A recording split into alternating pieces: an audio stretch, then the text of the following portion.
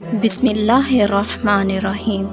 ذرا تصور کیجئے ایک ننھا سا بچہ جس کے چہرے پر معصومیت، آنکھوں میں نور اور دل میں پاکیزگی ہو۔ ابھی عمر ہی کیا ہے، مگر اللہ نے اس کے لیے ایسی عظیم تقدیر لکھ دی ہے کہ ہزاروں سال بعد بھی دنیا اس کا تذکرہ محبت، عزت اور حیرت سے کرے گی۔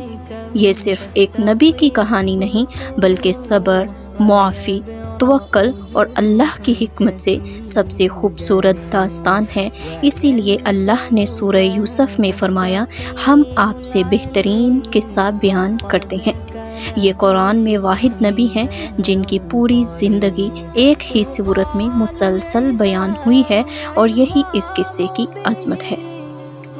حضرت یوسف علیہ السلام اللہ کے برگزیدہ نبی تھے، اور انہیں ایک ایسی مبارک نسل میں پیدا ہونے کا شرف حاصل ہوا جس میں مسلسل انبیاء کرام تشریف لاتے رہے۔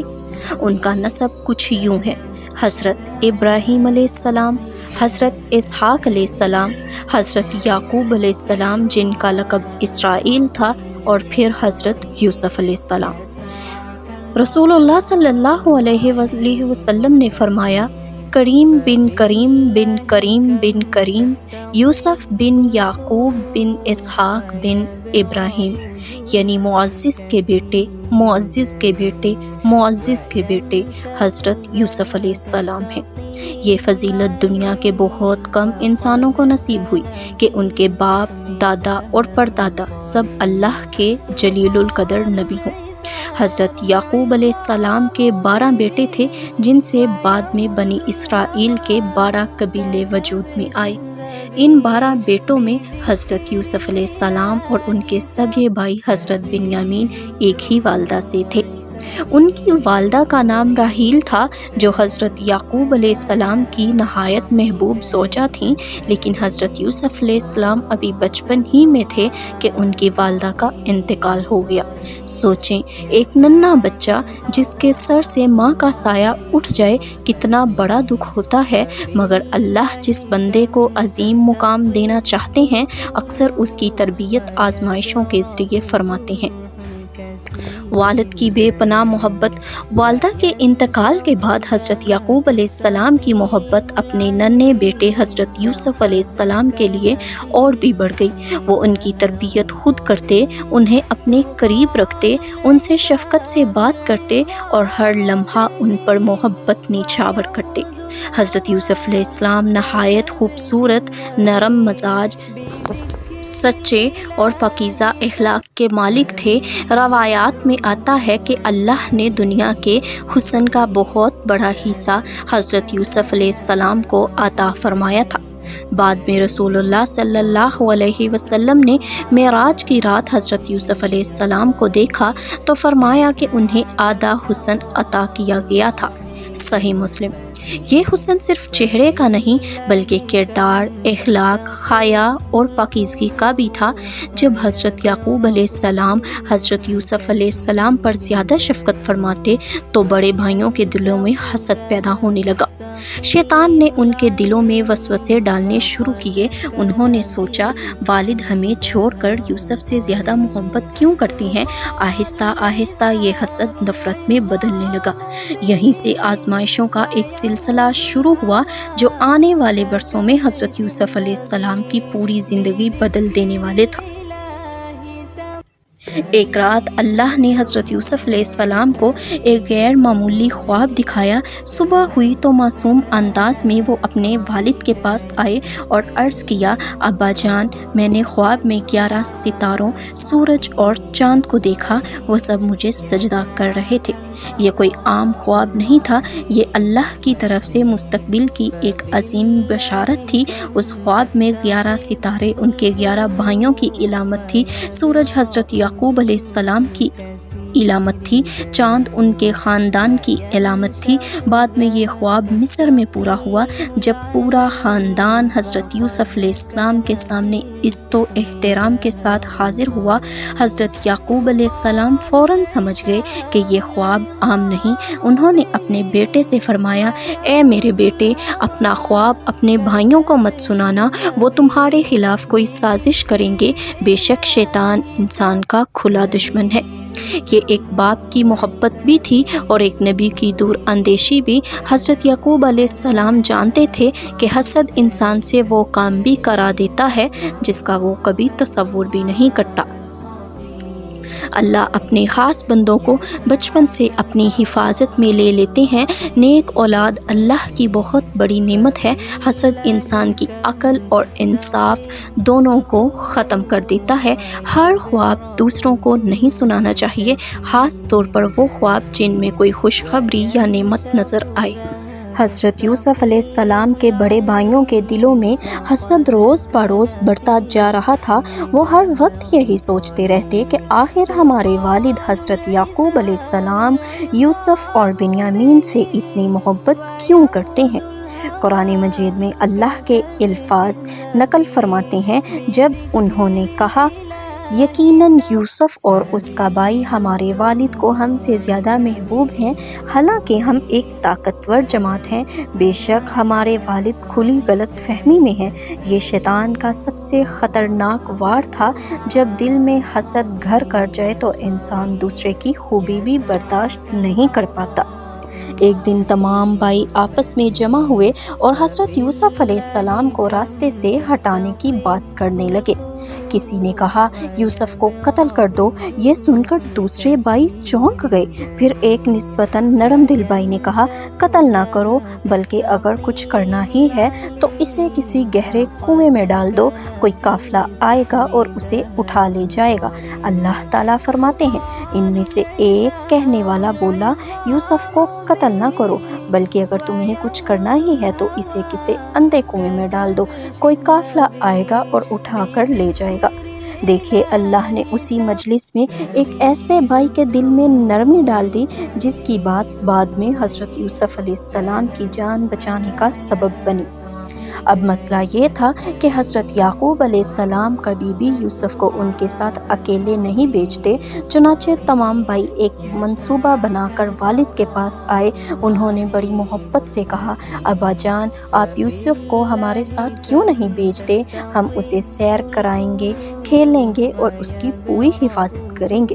حضرت یعقوب علیہ السلام کا دل بے چین ہو گیا۔ انہوں نے فرمایا، مجھے تو یہ فکر ہے کہ تم اسے لے کر جاؤ گے اور کہیں بھیڑیا اسے نہ کھا جائے جبکہ تم اس سے غافل ہو جاؤ۔ یہ صرف ایک باپ کی محبت نہیں تھی، بلکہ اللہ کے نبی کے دل میں آنے والا ایک اندیشہ بھی تھا۔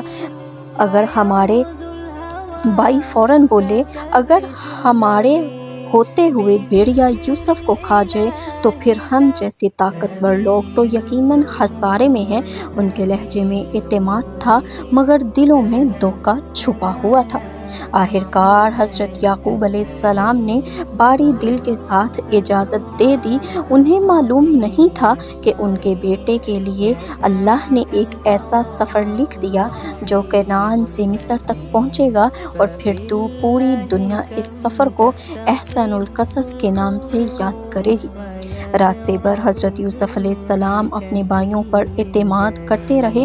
انہیں کیا معلوم تھا کہ جن ہاتھوں کو وہ اپنا سہارا سمجھ رہے ہیں وہی ہاتھ انہیں دھوکہ دینے والے ہیں۔ جیسے ہی وہ آبادی سے دور ایک ویران مقام پر پہنچے، بھائیوں کے چہروں کے تاثرات بدلنے لگے۔ اب محبت کی جگہ نفرت نمایاں تھی۔ انہوں نے حضرت یوسف علیہ السلام کو پکڑ لیا۔ روایات میں آتا ہے کہ حضرت یوسف علیہ السلام حیران تھے، بار بار پوچھتے، بھائیو آخر مجھ سے کیا غلطی ہوئی ہے؟ لیکن حسد نے ان کے دلوں کو سخت کر دیا تھا۔ انہوں نے حضرت یوسف علیہ السلام کی قمیض اتاری اور انہیں ایک گہرے کنویں میں پھینک دیا۔ سوچیں، ایک ننھا بچہ، چاروں طرف گھپ اندھیرا، اوپر اپنے ہی بھائی اور نیچے گہرا کنواں۔ لیکن اسی لمحے اللہ کی رحمت نازل ہوئی۔ قرآن مجید میں آتا ہے اور ہم نے اس کی طرف وحی کی کہ ایک دن تم انہیں ان کے اس کام کی خبر دو گے جبکہ انہیں شعور بھی نہ ہوگا۔ یہ اللہ کی طرف سے گویا تسلی تھی۔ اللہ فرما رہے تھے یوسف گھبراؤ نہیں، یہ اندھیرا ہمیشہ نہیں رہے گا، ایک دن یہی لوگ تمہارے سامنے کھڑے ہوں گے اور تم انہیں ان کا یہ عمل یاد دلاؤ گے۔ یہ وہ لمحہ تھا جب زمین پر سب نے یوسف کو تنہا چھوڑ دیا، مگر آسمان والے رب نے انہیں اپنی حفاظت میں لے لیا۔ بائیوں نے ایک بکری ذبح کی، اس کا خون حضرت یوسف علیہ السلام کی قمیص پر لگایا اور رات کو روتے وقت اپنے والد کے پاس پہنچ گئی۔ انہوں نے کہا ابا جان، ہم دوڑ کا مقابلہ کر رہے تھے اور یوسف کو سامان کے پاس چھوڑ کر گئے تھے، تب بھیڑیا اسے کھا گیا۔ انہوں نے خون لگی قمیص بھی پیش کر دی، لیکن اللہ کے نبی حضرت یعقوب علیہ السلام فوراً سمجھ گئے کہ حقیقت کچھ اور ہے۔ قمیص پر خون تو تھا مگر کہیں سے پھٹی ہوئی نہیں تھی۔ اگر واقعی بھیڑیا حملہ کرتا تو قمیص سلامت کیسے رہتی؟ حضرت یعقوب علیہ السلام نے فرمایا بلکہ تمہارے نفس نے تمہارے لیے ایک بات کو آسان بنا دیا، بس اب صبر ہی بہتر ہے اور اللہ ہی سے مدد چاہتا ہوں اس بات پر جو تم بیان کر رہے ہو۔ یہ جملہ صبر کی پوری تاریخ بن گیا۔ انہوں نے شور نہیں مچایا، بد دعائیں نہیں دیں، بلکہ اپنا معاملہ اللہ کے سپرد کر دیا۔ حضرت یوسف علیہ السلام کنویں کی تہہ میں تھے مگر ان کا دل اللہ کی یاد سے روشن تھا۔ قرآن مجید بتاتا ہے کہ اللہ نے اسی لمحے ان کی طرف وحی فرمائی، ہم نے اس کی طرف وحی کی کہ ایک دن تم انہیں ان کے اس کام کی خبر دو گے اور انہیں اس کا شعور بھی نہ ہوگا۔ یہ الفاظ حضرت یوسف علیہ السلام کے لیے امید کا چراغ تھے۔ سوچئے ایک بچہ جسے اپنے ہی بھائیوں نے دھوکہ دیا، وہ اندھیرے کنویں میں اکیلا بیٹھا ہے، لیکن اس کا رب اسے یہ خوشخبری دے رہا ہے یوسف یہ انجام نہیں بلکہ تمہاری عظمت کی ابتدا ہے۔ یہی ایمان کی طاقت ہے کہ بندہ حالات نہیں اللہ کے وعدے پر یقین رکھتا ہے۔ کچھ وقت گزرا، اللہ نے ایک تجارتی قافلے کو اسی راستے سے گزارا۔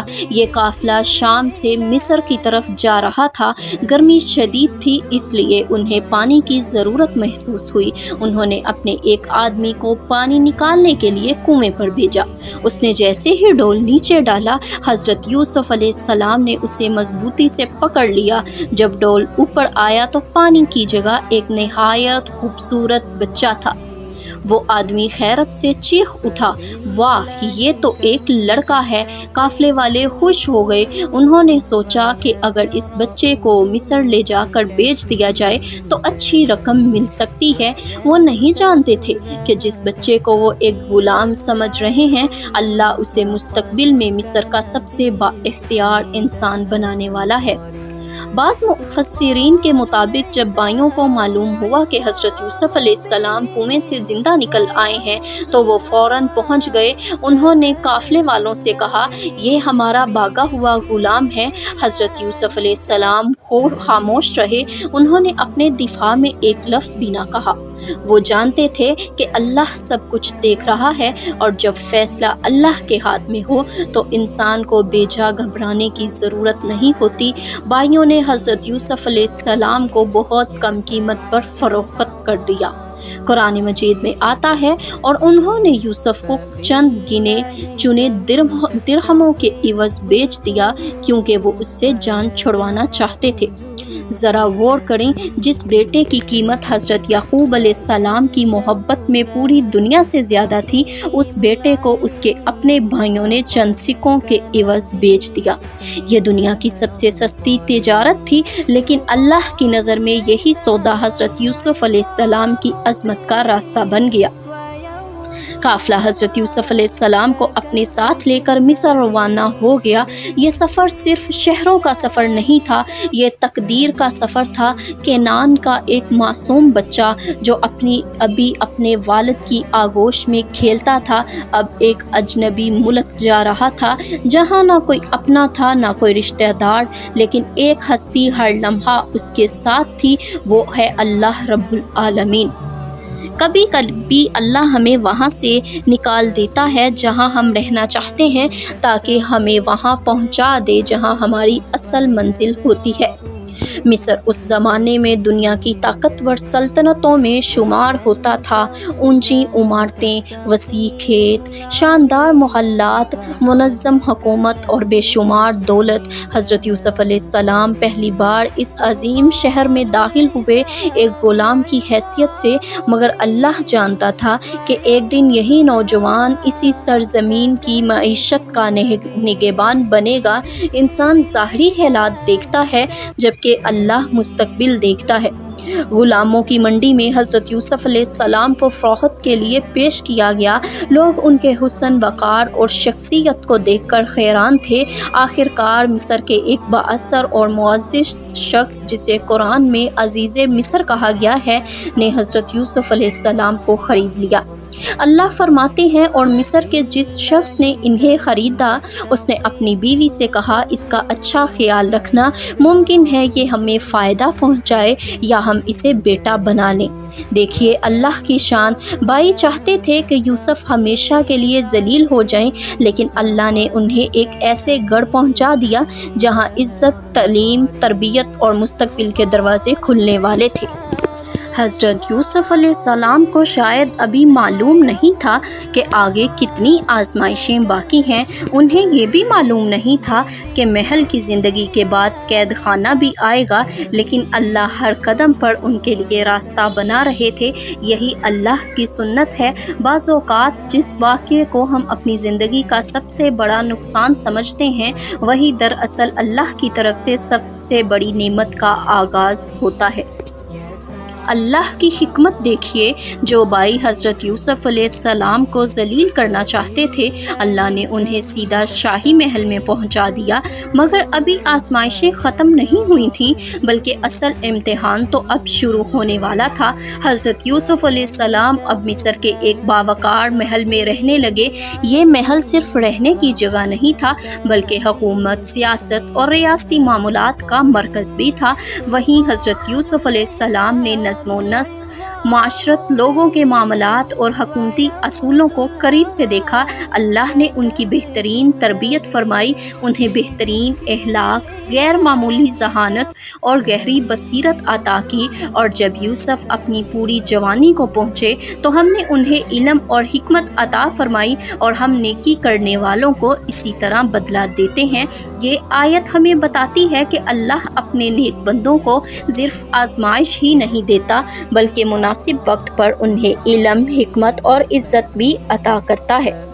حضرت یوسف علیہ السلام نہ صرف کردار کے اعتبار سے بے مثال تھے، بلکہ اللہ نے انہیں غیر معمولی حسن بھی عطا فرمایا تھا۔ رسول اللہ صلی اللہ علیہ وسلم نے معراج کی رات جب حضرت یوسف علیہ السلام کو دیکھا تو فرمایا کہ انہیں آدھا حسن عطا کیا گیا تھا، لیکن یاد رکھیں ان کی اصل خوبصورتی چہرے کی نہیں تھی۔ ان کے سب سے بڑی خوبصورتی ان کا ایمان، پاک دامنی، سچائی، عاجزی اور اللہ کا خوف تھا۔ اسی لیے آج بھی دنیا ان کے حسن سے زیادہ ان کے کردار کو یاد کرتی ہے۔ وقت گزرتا گیا، حضرت یوسف علیہ السلام جوان ہو گئے۔ ان کی شخصیت میں وقار، حیا اور پاکیزگی نمایاں تھی۔ عزیز مصر کی بیوی، جسے تاریخی روایات میں زلیخا کہا جاتا ہے، آہستہ آہستہ حضرت یوسف علیہ السلام کی طرف مائل ہونے لگی۔ اہم بات، قرآن مجید میں عزیز مصر کی بیوی کا نام ذکر نہیں کیا گیا۔ زلیخا کا نام بعد کی تاریخی روایات میں ملتا ہے، اس لیے قرآن کی نسبت اسے قطعی حقیقت نہیں کہا جا سکتا۔ ایک دن محل تقریباً خالی تھا۔ عزیز مصر کی بیوی نے تمام دروازے بند کر دیے، پھر حضرت یوسف علیہ السلام کو اپنی طرف بلایا اور گناہ کی دعوت دی۔ قرآن کریم اس منظر کو انتہائی پاکیزہ انداز میں بیان کرتا ہے، اور جس عورت کے گھر میں وہ تھے اس نے انہیں اپنی طرف مائل کرنا چاہا۔ اس نے دروازے بند کر دیے اور کہا، آ جاؤ۔ یہ حضرت یوسف علیہ السلام کی زندگی کا سب سے بڑا اخلاقی امتحان تھا۔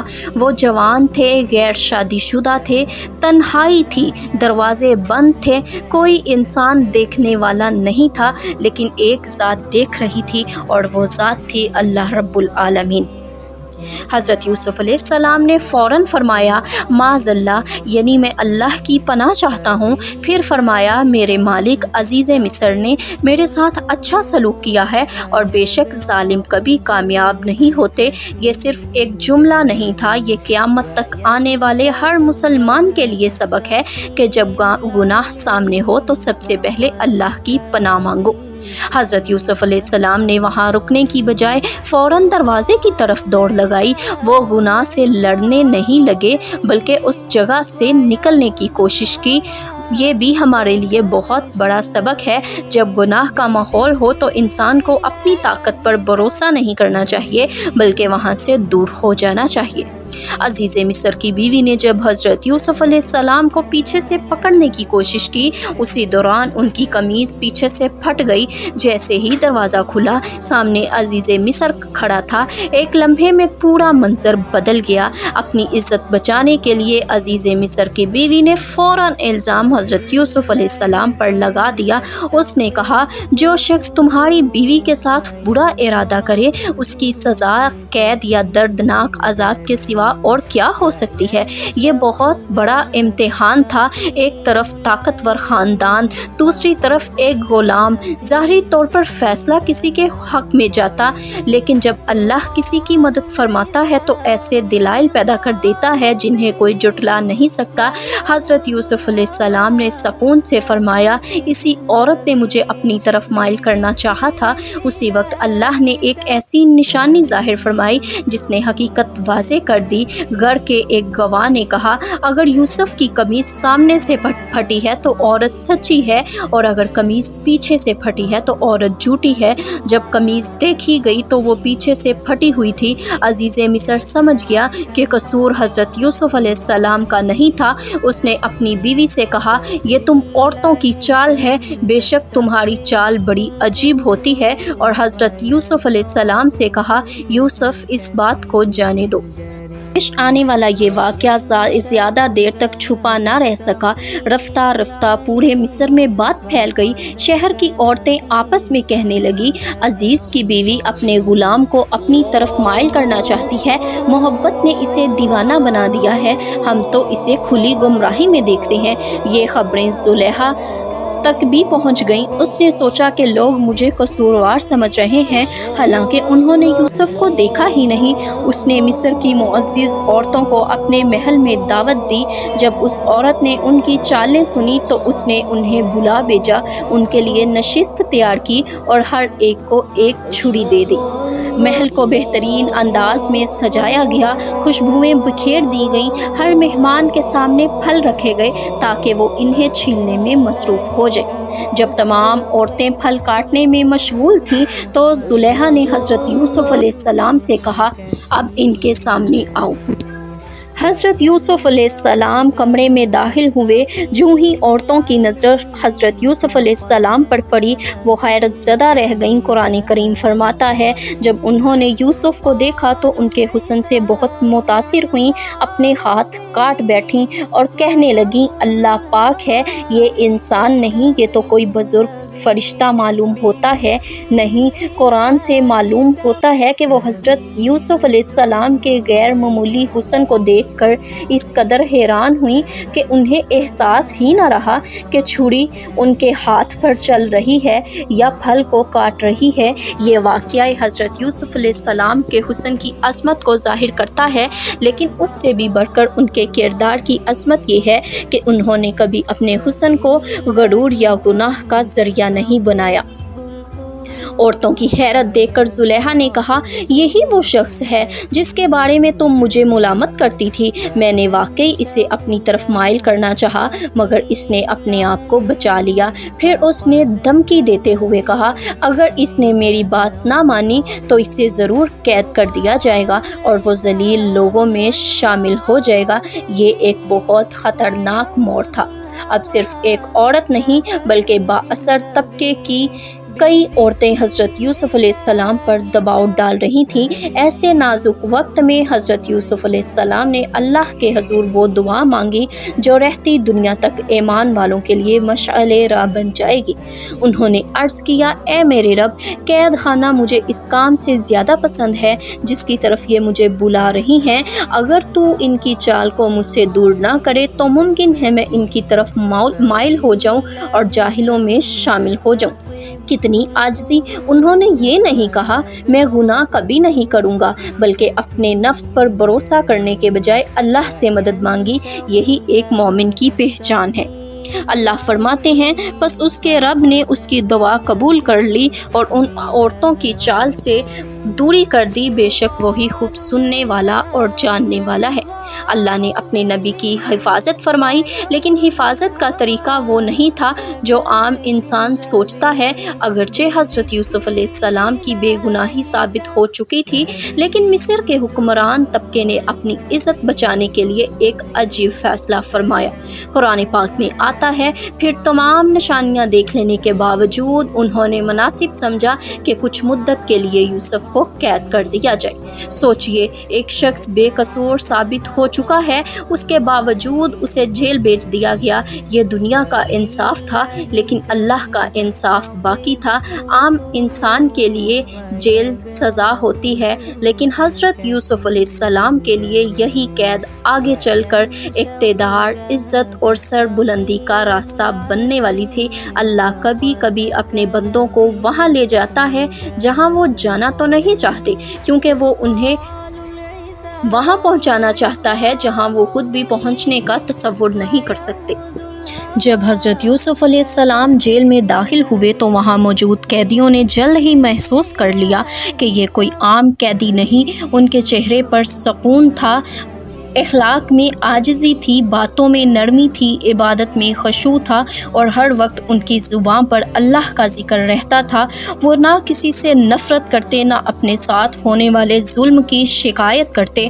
جیل کی سخت دیواریں ان کے جسم کو تو قید کر سکتی تھیں، لیکن ان کے ایمان، صبر اور اللہ پر یقین کو قید نہیں کر سکتی تھیں۔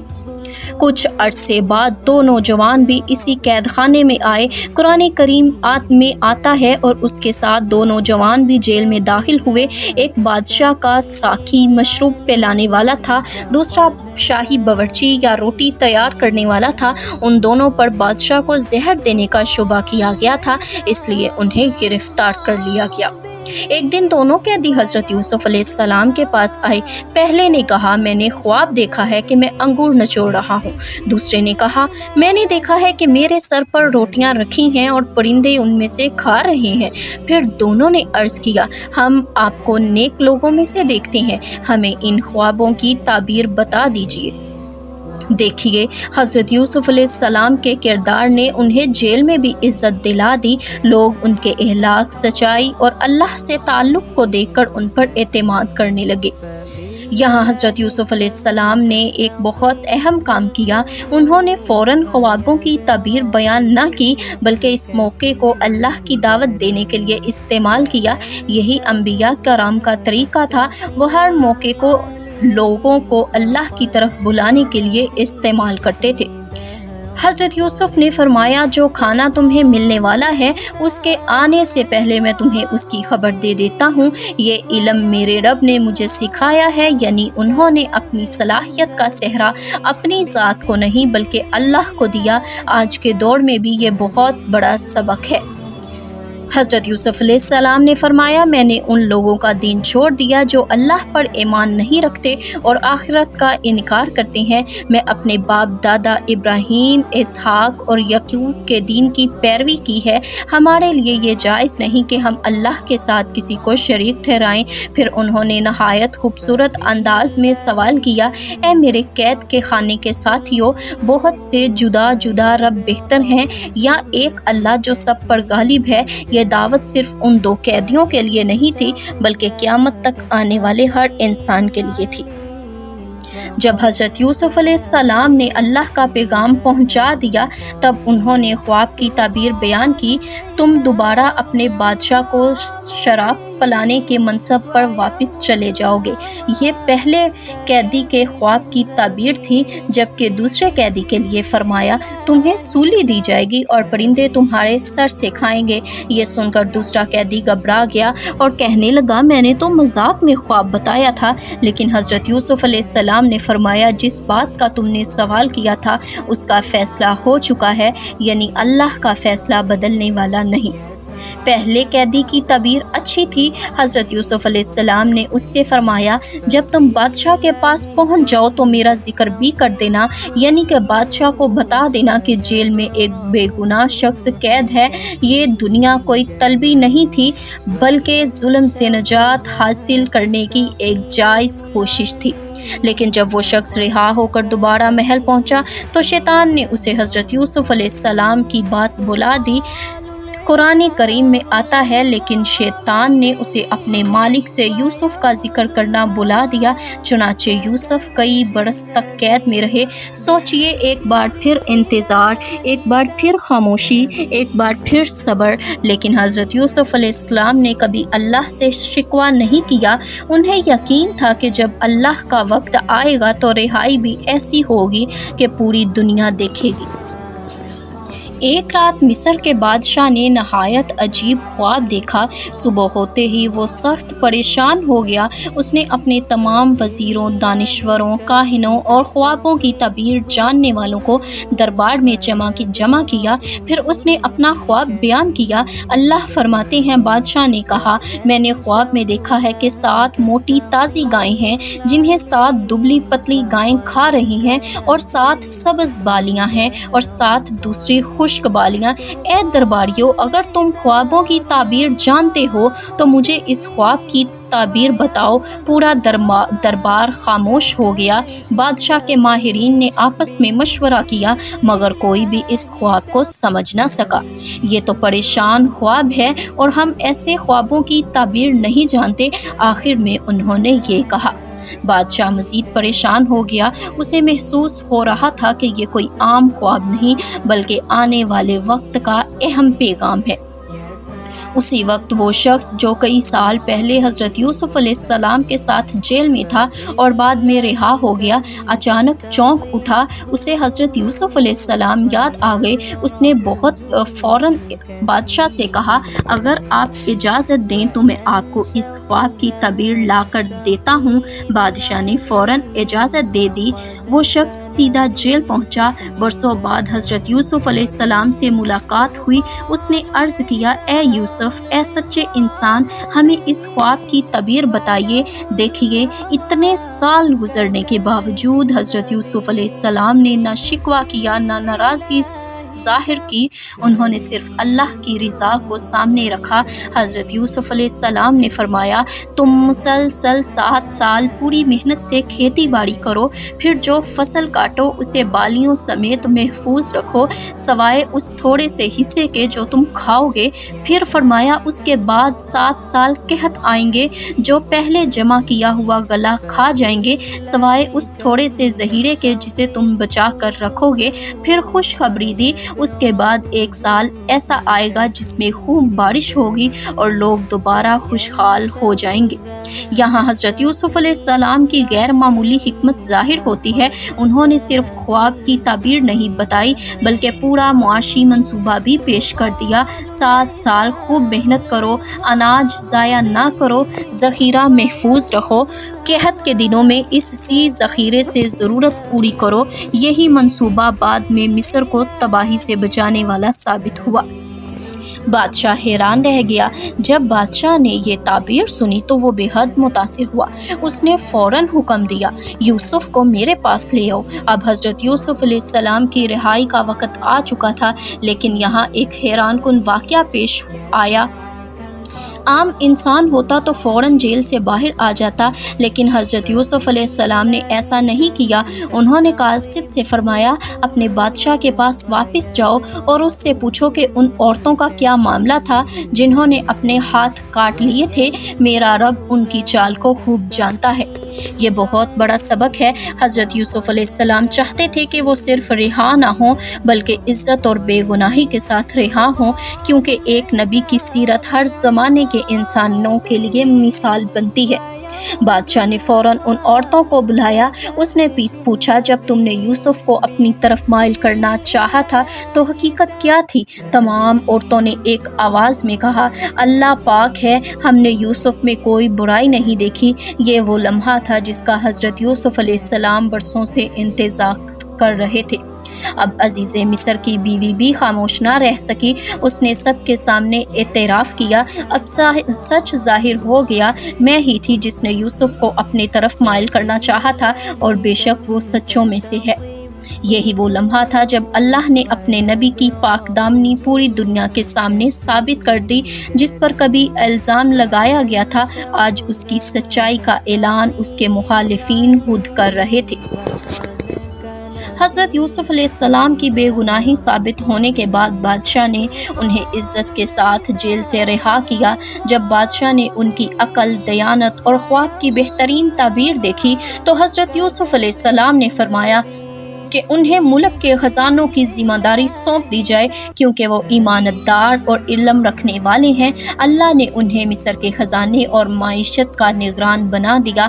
حضرت یوسف علیہ السلام نے اللہ کے بتائے ہوئے منصوبے کے مطابق 7 سال تک بھرپور اناج جمع کیا۔ اس کے بعد 7 سال کا سخت قحط آیا، مگر مصر میں لوگوں کے لیے غلہ موجود تھا، جبکہ ارد گرد کے علاقوں میں شدید بھوک اور پریشانی پھیل گئی۔ قحط کی وجہ سے حضرت یوسف علیہ السلام کے بھائی بھی غلہ لینے مصر آئے۔ انہوں نے حضرت یوسف علیہ السلام کو پہچانا نہیں، لیکن حضرت یوسف علیہ السلام نے انہیں فوراً پہچان لیا۔ انہوں نے اپنے سگے بھائی حضرت بنیامین کے بارے میں پوچھا اور اگلی بار اسے ساتھ لانے کا کہا۔ جب بھائی دوبارہ بنیامین کو ساتھ لے کر آئے تو حضرت یوسف علیہ السلام نے انہیں اپنے پاس روکنے کے لیے اللہ کے حکم کے مطابق ایک تدبیر اختیار کی۔ بادشاہ کا پیمانہ بنیامین کے سامان میں رکھا گیا۔ پھر اعلان ہوا کہ پیمانہ گم ہو گیا۔ تلاشی لینے پر وہ بنیامین کے سامان سے نکلا، جس کے بعد وہاں کے قانون کے مطابق بنیامین کو روک لیا گیا۔ بھائی بہت پریشان ہوئے اور اپنے والد حضرت یعقوب علیہ السلام کے پاس واپس چلے گئے۔ حضرت یعقوب علیہ السلام نے ایک بار پھر فصبر جمیل کہتے ہوئے صبر کیا، مگر غم میں اتنا روتے رہے کہ ان کی بینائی کمزور ہو گئی۔ اس کے باوجود انہوں نے اللہ کی رحمت سے کبھی امید نہیں چھوڑی اور فرمایا، اللہ کی رحمت سے کافر ہی نا امید ہوتے ہیں۔ آخرکار بھائی تیسری مرتبہ مصر پہنچے۔ اس وقت حضرت یوسف علیہ السلام نے فرمایا، کیا تم جانتے ہو کہ تم نے یوسف اور اس کے بھائی کے ساتھ کیا کیا تھا؟ تب بھائی حیران ہو کر بولے، کیا آپ واقعی یوسف ہیں؟ حضرت یوسف علیہ السلام نے فرمایا، ہاں میں یوسف ہوں اور یہ میرا بھائی ہے، اللہ نے ہم پر بڑا فضل فرمایا ہے۔ اس کے بعد انہوں نے وہ تاریخی الفاظ کہے جو قیامت تک معافی کی بہترین مثال رہیں گے۔ آج تم پر کوئی ملامت نہیں، اللہ تمہیں معاف کرے اور وہ سب سے بڑھ کر رحم کرنے والا ہے۔ حضرت یوسف علیہ السلام نے نہ بدلہ لیا، نہ اپنے بھائیوں کو ذلیل کیا، بلکہ دل کھول کر معاف کر دیا۔ پھر انہوں نے اپنی قمیض اپنے بھائیوں کو دی اور فرمایا کہ اسے والد کے چہرے پر ڈال دینا۔ جب حضرت یعقوب علیہ السلام کے چہرے پر حضرت یوسف علیہ السلام کی قمیض ڈالی گئی تو اللہ کے حکم سے ان کی بینائی واپس آ گئی۔ اس کے بعد حضرت یعقوب علیہ السلام، ان کے تمام اہل خانہ، حضرت یوسف علیہ السلام مصر میں اکٹھے ہوئے۔ حضرت یوسف علیہ السلام نے اپنے والدین کو عزت کے ساتھ اپنے تخت پر بٹھایا اور تمام اہل خانہ احتراماً ان کے سامنے جھک گئے۔ اسی لمحے بچپن میں دیکھا ہوا خواب پورا ہو گیا۔ حضرت یوسف علیہ السلام نے فرمایا، اے میرے والد، یہ میرے اس پہلے خواب کی تعبیر ہے جسے میرے رب نے سچا کر دکھایا۔ آخر میں حضرت یوسف علیہ السلام نے اللہ سے نہ حکومت مانگی نہ مزید دولت، بلکہ عاجزی سے دعا کی، اے میرے رب، تو نے مجھے حکومت عطا فرمائی اور خوابوں کی تعبیر کا علم دیا۔ اے آسمانوں اور زمین کے پیدا کرنے والے، دنیا اور آخرت میں تو ہی میرا کارساز ہے۔ مجھے اسلام کی حالت میں وفات دینا اور مجھے نیک لوگوں میں شامل فرما۔ حسد ہمیشہ تباہی کا سبب بنتا ہے۔ اللہ پر بھروسہ کرنے والا کبھی تنہا نہیں رہتا۔ پاک دامنی انسان کو دنیا اور آخرت میں عزت دیتی ہے۔ حضرت یوسف علیہ السلام کی پوری زندگی اس حقیقت کا زندہ ثبوت ہے کہ اگر انسان ہر حال میں اللہ پر بھروسہ رکھے، گناہ سے بچے، صبر کرے اور معاف کرنا سیکھ لے تو اللہ اسے ایسے مقام تک پہنچاتا ہے جہاں پہنچنے کا وہ خود بھی تصور نہیں کر سکتا۔ اس کے ساتھ ہی حضرت یوسف علیہ السلام کی تاریخ اہتمام پذیر ہوئی۔ امید کرتی ہوں آپ کو یہ پسند آئی ہوگی۔ اللہ ہمیں ان کے صبر، پاک دامنی، توکل اور عفو و درگزر کو اپنی زندگی میں اپنانے کی توفیق عطا فرمائے۔ آمین یا رب العالمین۔ اسی کے ساتھ چینل کو سبسکرائب کیجئے، ویڈیو کو لائک کیجئے اور شیئر کیجئے تاکہ ہر نئی آنے والی ویڈیو آپ کو ٹائم پہ مل سکے۔ جزاک اللہ۔